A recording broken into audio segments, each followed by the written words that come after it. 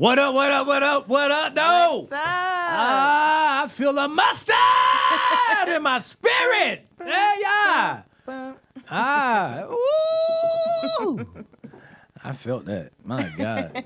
Jesus. I love being black. Yeah. Mustard. Black History Month. Hey. What up, y'all? Welcome back to another episode of Let's Talk Fam. It's me and my homie Takia.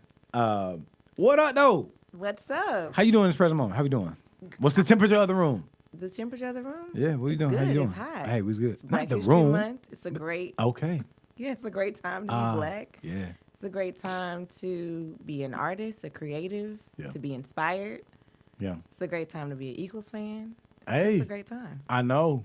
So Black For those History, things. True. Black History. There's so much that I want to really talk about, like things that you just said, because like, we're gonna talk about Super Bowl. We're gonna talk about, the performance, the night it went down, the place where it happened. But like a Black History Month moment that's super meaningful for you. Is there a moment, or a person, or a place, or there's a thing that's just very meaningful in this present moment? I know I'm throwing you on the spot, but. Yeah, you are. Yeah, but I sorry. will say I'll be current, and we'll get into it this episode. I will say this month itself, like with the Grammys and music, again, with creative things I love, with the way that people are creating content on social media that is reenacting. We have people in foreign countries with mental illnesses that are also being cared for in Pakistan. That content has been insane. And that's all juxtaposition against like a lot of uncertainty that's happening with the seriousness of life. But it's great to have some wholesome, creative content coming out. Artists are creating, and I think some people are beginning to be inspired again to create. So, Black History Moment, I will say, Super Bowl halftime performance. I will definitely say that. Yeah. It was a good time. It was a good time. So take me through it. Because I want to get my moment too. So no, like, I mean, come on. because we gotta talk about the Super Bowl. Yeah. We can't just not have it. We can't have an episode and not talk about the Super Bowl. Of course. So, what would you say would be your moment You in know Black history? What's so funny Current is or- PG makes fun of me all the time. So I'm born in '92. I'm a baby, of course. But what's so interesting, Esquire, they did a piece on what young men think and feel right now. And I'm like, bro, I'm 32, and they didn't include me. I was like, am I not a young man? Like, they cut it off at like 30. I'm like, whoa, bro, what? Oh, my God. I still feel young. That's disrespectful. But PG always give me a hard time about my absolute lack of like awareness when it comes to like black TV in the 90s. It's absolutely atrocious. PG is actually the reason why this past summer I spent the whole summer, you know this, I spent the whole summer listening to nothing but 90s hip hop and R&B.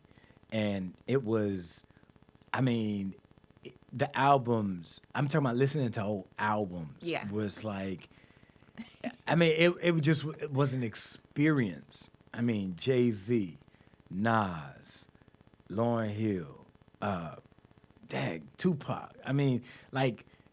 Goody Mob. Who else did I? It's just so many. Outkast. I did listen to Outkast. That was really good. It was so many that I listened to, and to hear. Even like something like Bone Thugs and Harmony and things like that. Just listening to all these different black people from all these different places, kind of rap out of their own context, and just like that was such a great experience for me. So, A Different World just got on Netflix. Yeah, I'm glad it's back. And I've been watching A Different World, and it has been so good. Yeah, A Different World is one of the reasons why I wanted to go to HBCU for college. It's why I wanted to go to Howard. Wow. Yeah. Wow. Yeah. That's amazing. Yeah. So I've been enjoying it. That and Teen Summit. That's another thing for you to watch. Yeah. Nah, but Teen you put me Summit on. for the people. Now you put me on the Teen Summit, right? I feel like you told me about Teen Summit. Yeah. So my Black History moment is like, just watching A Different World. PG is proud that I finally started watching A Different World. He was like, "Hey, bro, you can't be writing about James Baldwin and not know." He gave me that loving drag, loving drag. So PJ, if you listen to it, shout out to you, bro. Thank you for that plug, and I hope you're proud. So Super Bowl, leading up to this moment, I think for so many of us, the way I think about it, this moment was just critically important for us, partly because everything that led up to the Super Bowl. There was so many layers to the game, to where like the game was more than just a game. There was just layers. It was a battle. It was, you know, there was so much going into that game that I think we collectively holding, because we've been kind of going through a moment where a lot of stuff is happening in Washington right now that's directly impacting so many people. And it just feels like we're in a very overwhelming time, you know, spiritually, politically, socially, economically. And, yeah, mustard. You say that one more time. Mustard. No, I feel that. In addition to like the layers, of course, we're used to the Super Bowl being mostly, it's about the sport, right? It's an American football game. But then there's also another part that's primarily been entertainment. That's the part that breaks it all up. But this time, what I also found to be really cool and endearing that hasn't ever happened before is it was one performer, and it was a rapper. And that has never truly been a thing. It's usually a mix of an amalgamation between a pop culture person that other people can relate to on one side, and then you may throw in like a rapper or a black person that's an artist that is known, that's considered pop.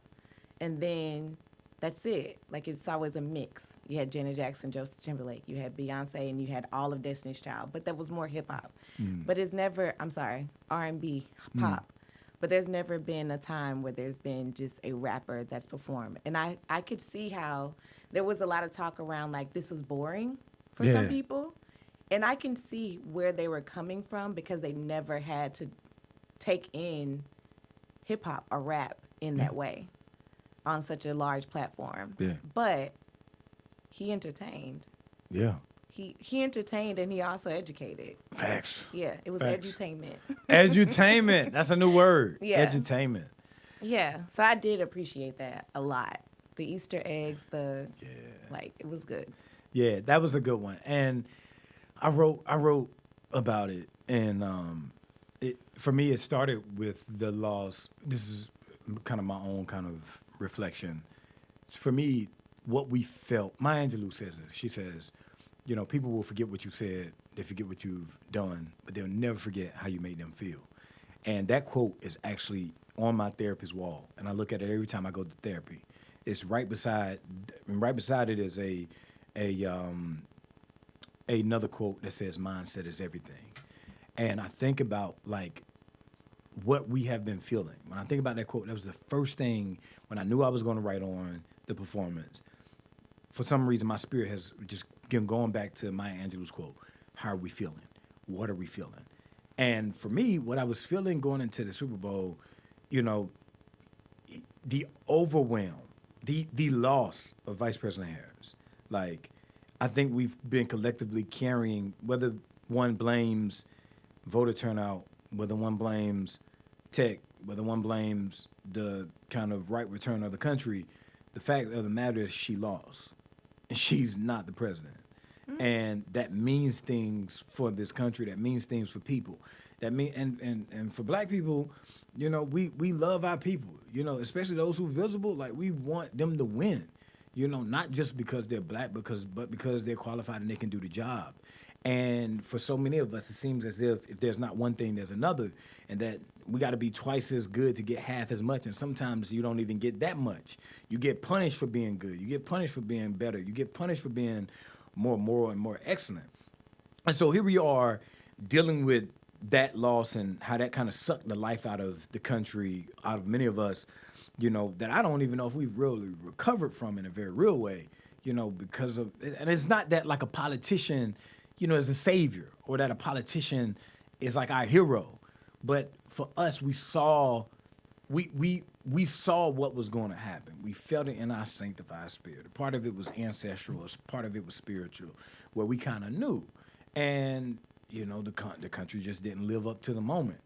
And I feel like every moment since then, there's just been an overwhelming nature of like rolling back rights, or weaponizing religion, or just the kind of flat out arrogance of telling the American people, we're gonna do whatever we want, and we do not care about you.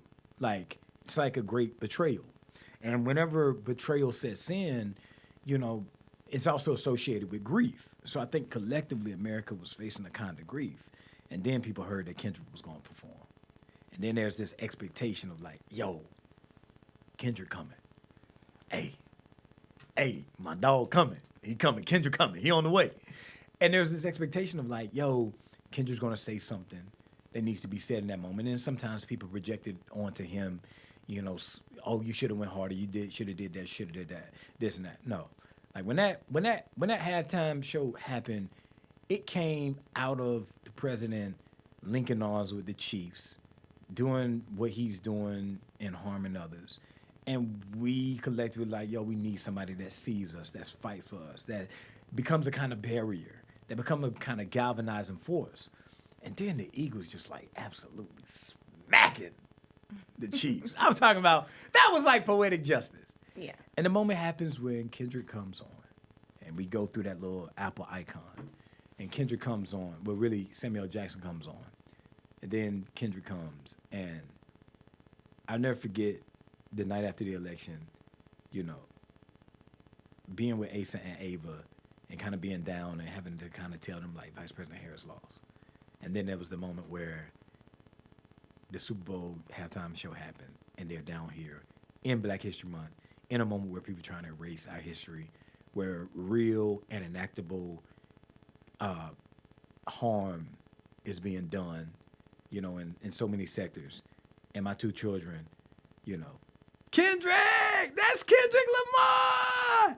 And then Ace is screaming like, that's Kendrick! And that moment just felt so freeing, because, we needed someone to just say like, hey, I see y'all. I hear you. I know what time it is.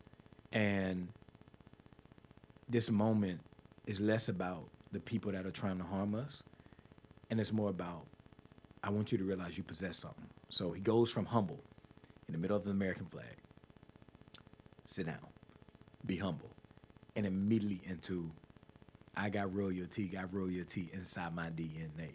Mm-hmm. And so to me, that was a powerful moment to suggest that, like, yo, things ain't what it should be, but you possess more than the things that's against you. And I just felt that was a moment for me.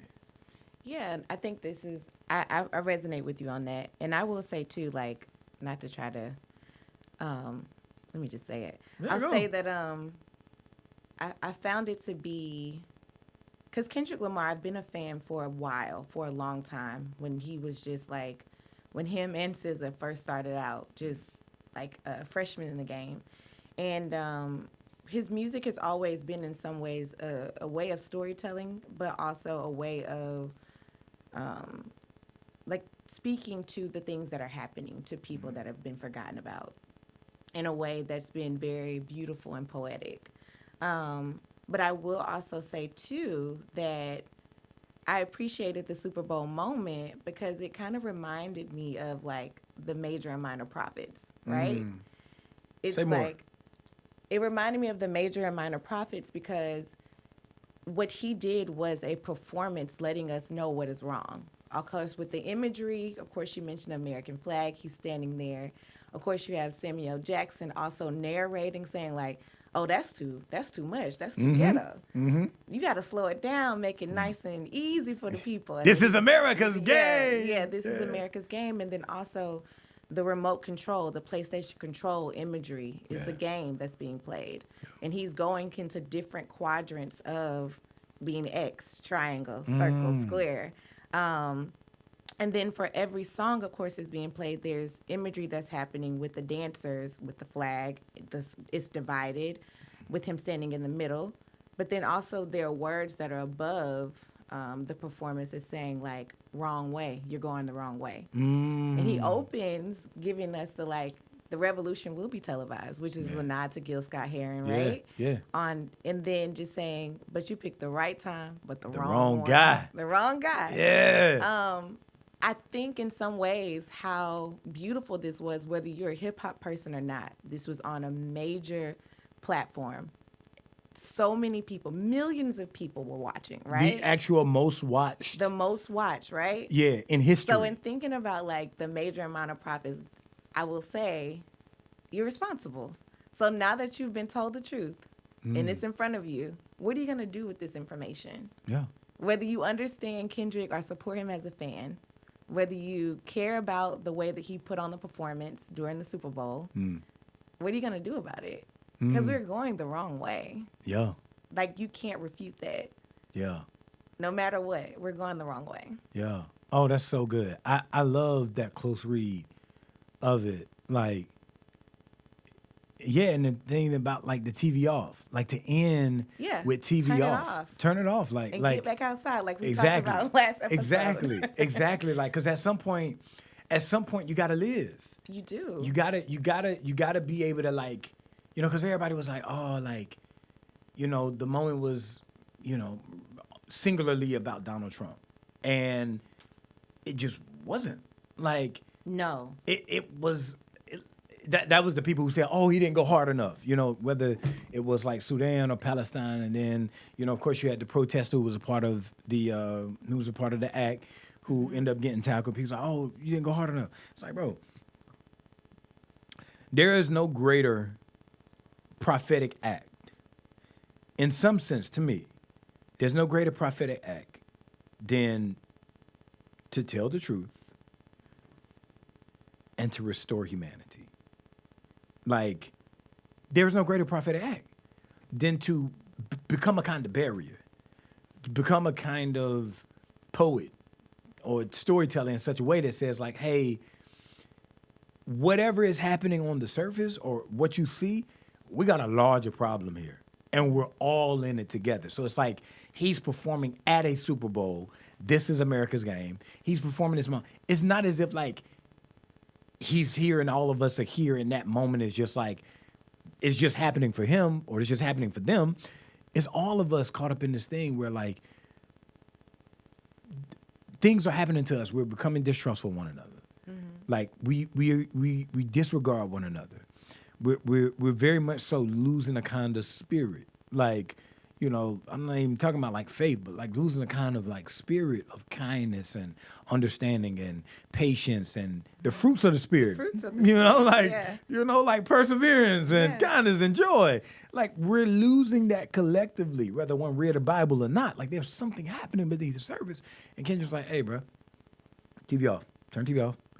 And go do something with what you have. And I think it has happened because a lot of people are still talking about it.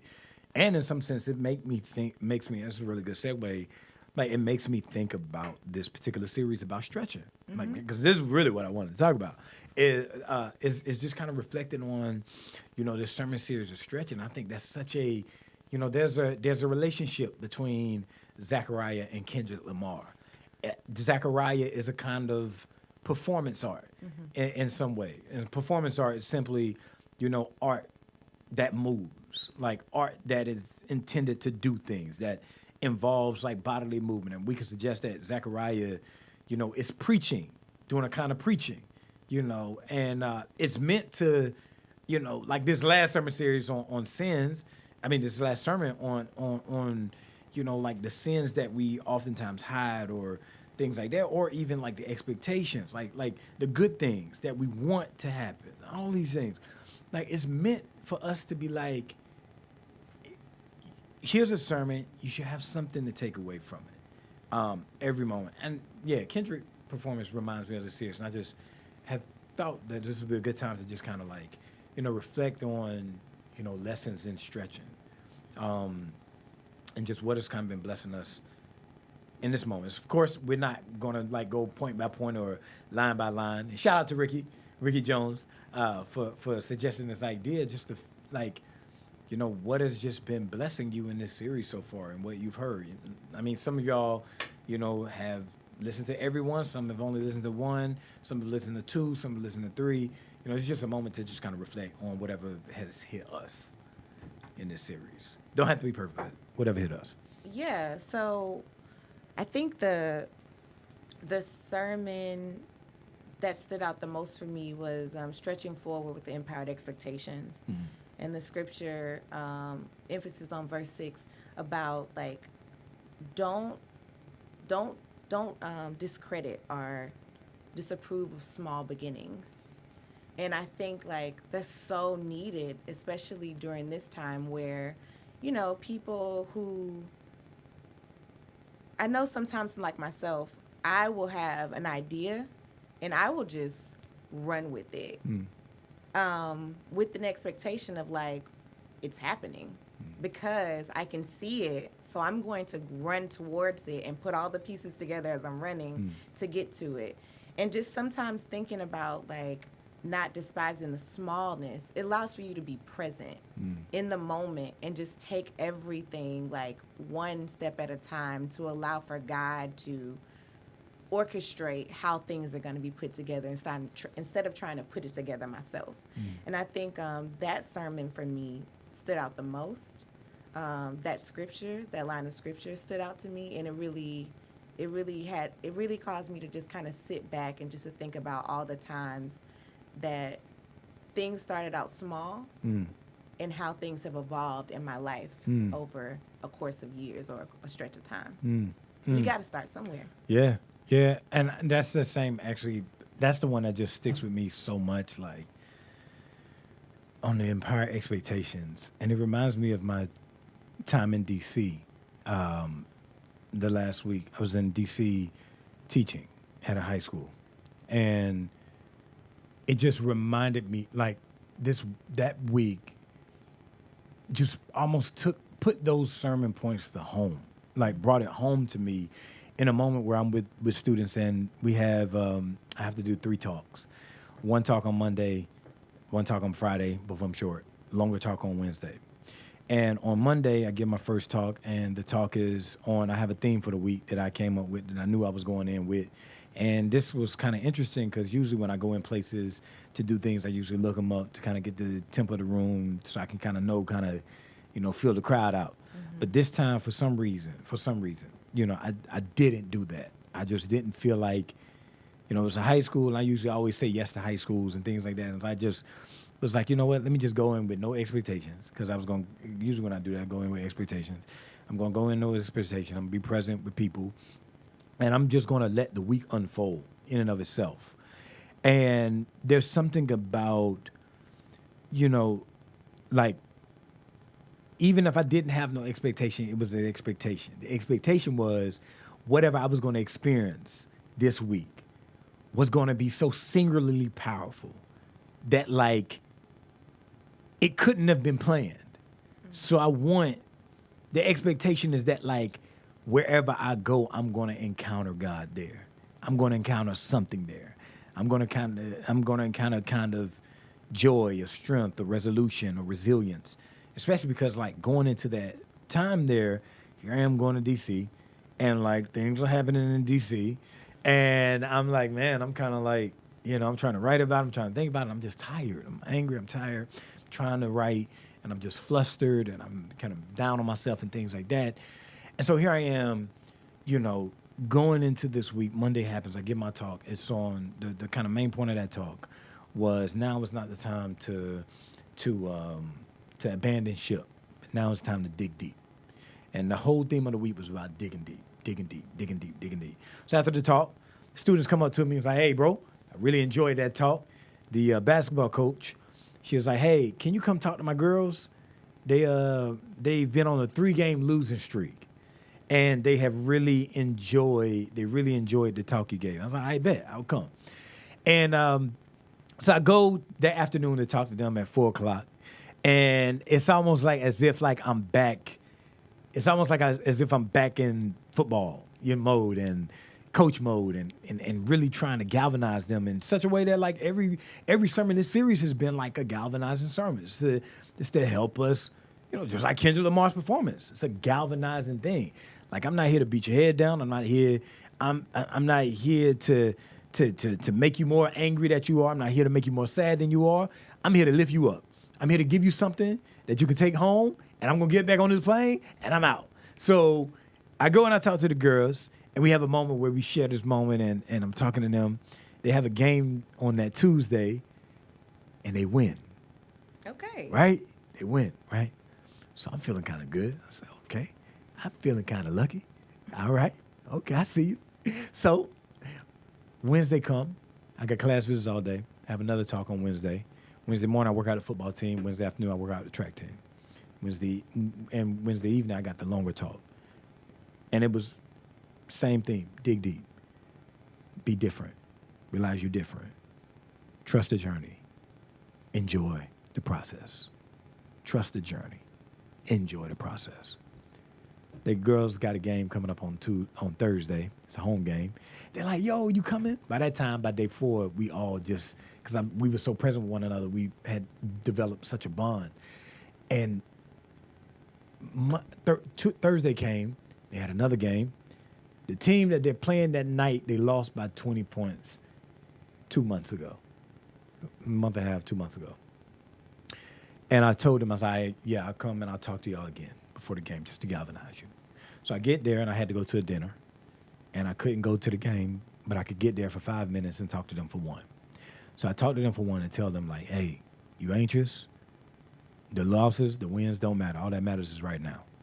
You anxious, your heart rate is increasing, your body's releasing cortisol, harness it. Don't let it harness you. Go play. I watch the girls warm up, and I'm like, ooh, they got it. You want to know how I knew they had it? The reason I knew they had it is because the whole time they were warming up, they did not look at the other bench one time. And in some sense, that has been almost like the power of this sermon series for me, is that like, okay, we know we done lost before. We know we got battles to face. We know it's going to be real hard. You know, Zechariah had to preach to them like, hey, there's coming a time where things going to get better. You know, I'm only here to galvanize you. You're going to encounter you're going to encounter many defeats. Get ready. It's a part of the process. But you got to keep your eyes focused on what you need to focus on inside of you and around you. So I go to the dinner. 100 kids show up. And I have to give them my time. I give them 2 hours of my time. And they asking questions, all types of questions. It's the best time ever. We have in Chipotle. Chipotle is my life. I can't say that. I can't say Chipotle without saying that. And we having Chipotle together. And it's just a great time together. So I run over to the gym. And it's like, we thought that they were done with the game. And it wasn't. I'm like, oh. They still playing. So as we're over there, the game ended just as we got to the gym. And me and the host walk upstairs, and the girls are coming downstairs, and I could hear them. And I heard in their voice, I'm like, yeah, they got it. And how I knew they had it is like, it was so jubilant. And like all week, there were kids repeating to me things that I said. And I want to pause there because it's like, you know, even on this podcast or even in sermon series or even in small groups, you know, people put a lot of heart and time into like trying to develop good things for people to take home. And I think sometimes it's good to just like acknowledge like, yo, take it with you. Like really lean in and listen, you know, so that you actually get something out of it. Like Kendrick Lamar, I ain't here just to entertain you. Like, you need to take something with you, you know? Like, if you thought I was only here to entertain you, then you missed the full purpose of being here. So it's like kids throughout that week was like, I'm different. I'm like, dang, Ray, they like running and screaming, I'm different. And then as they're talking with me about their lives, they just say in passing, like, I knew I had to trust the process. I knew I had to enjoy the journey. And like, I'm hearing these things and the girls come down and like, they bust out and they see me standing right there. And it's like, yo, you came back. We won. The team they lost against 20 points before, they won by 2. And they told me we had to dig deep. And the next day when I'm about to leave, I share that story in my last talk about the basketball team. And I told him, I said, whatever we've experienced, it's not because I've been here. I've been only a cheerleader. Or whatever we experienced in the, Super Bowl wasn't simply because Kendrick. Whatever we experienced in this sermon series isn't just because PG. It's because, like I told them, I was just here to remind you what you already had and to help you feel safe enough to let it come out. And that's been something beautiful to me about this sermon series because, going into this year, I knew it was a year that I needed to stretch in my life as a father, as a husband, as a thinker, as a writer, as somebody who's in therapy, as somebody who's working out my body, trying to just better myself. And to me, these sermons have had a galvanizing effect for me on a very spiritual level, on a metaphysical level, that I don't think that I could have had the week that I had last week had I not heard empowered expectations. The expectation is that there's no expectations at all, but the expectation that something's going to happen because I'm there.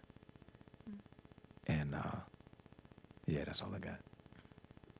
That's good. That's the download. Sorry. That's good. Yeah. That's good. Yeah. So PG, if you're listening, bro, thank you. You have been good this sermon series. You've helped us, and it's been important, for us to as a community in a very difficult season. I'm praying for pastors, leaders.